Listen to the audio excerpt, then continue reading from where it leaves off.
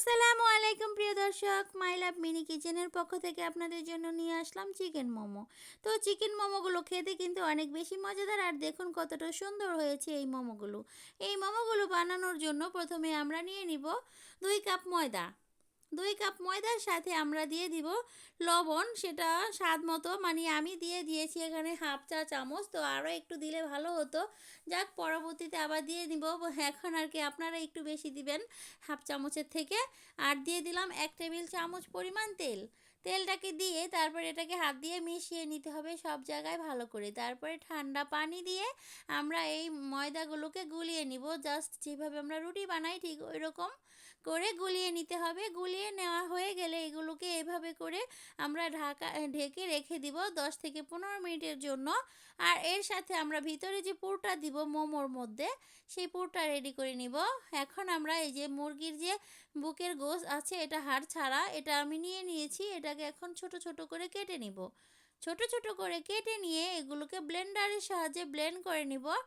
আর blend করার সময় এখানে আমি দিয়ে দিব একটুখানি পেঁয়াজ।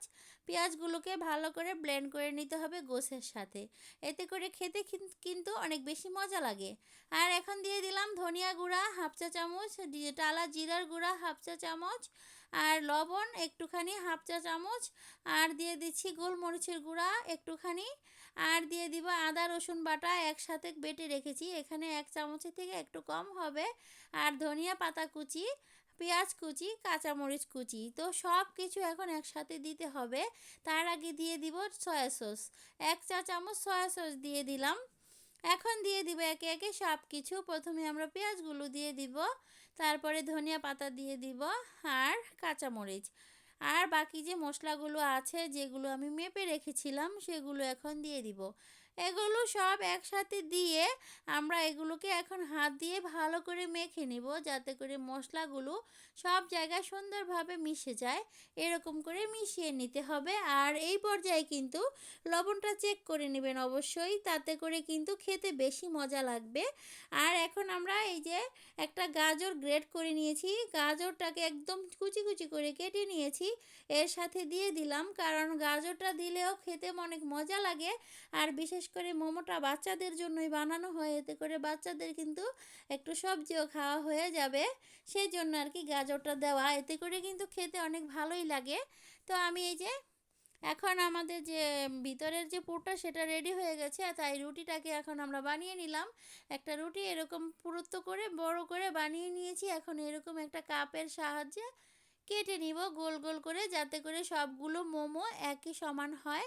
আর বারে বারে রুটি বানাতে গেলে একটা ছোট একটা বড় হয়ে যাবে, সেই জন্য এইভাবে করে মাঝখানে একটা চাপ দিয়ে এই পাশ থেকে একটা কুচি দিয়ে দিব, তারপরে এই পাশ থেকে আরও একটা কুচি দিয়ে দিব। এরকম করে তিনটা তিনটা করে 6টা কুচি দিব আমরা। এই যে 6টা কুচি দিয়ে তারপরে মুখটাকে বন্ধ করে দিলাম, ঠিক এরকম কুচির ভাঁজগুলো হবে, এতে করে দেখতেও কিন্তু অনেক সুন্দর লাগবে। এইভাবে করে সবগুলো মোমো আমি বানিয়ে নিব।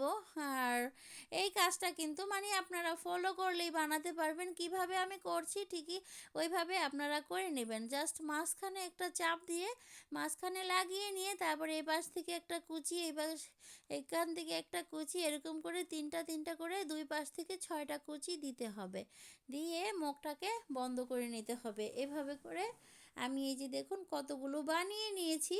তারপর আপনাদেরকে একটু ভালো করে কাছ থেকে দেখিয়ে দিচ্ছি, দেখুন কতটা সুন্দর হয়েছে।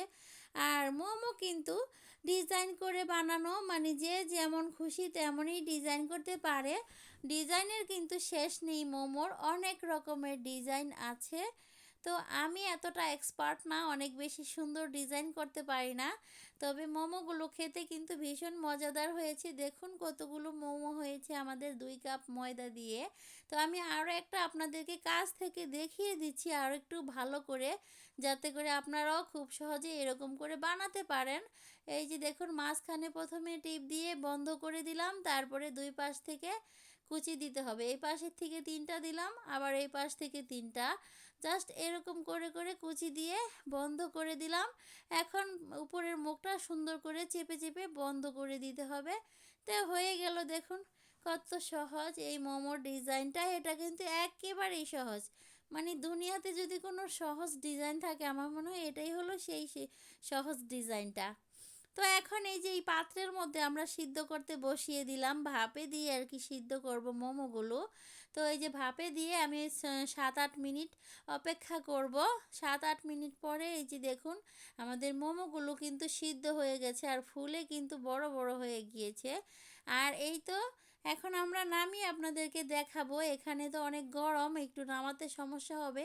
এই পাত্রটাকে নামিয়ে তারপরে আমি সাইডে তুলে নিচ্ছি, দেখাবো এখনই।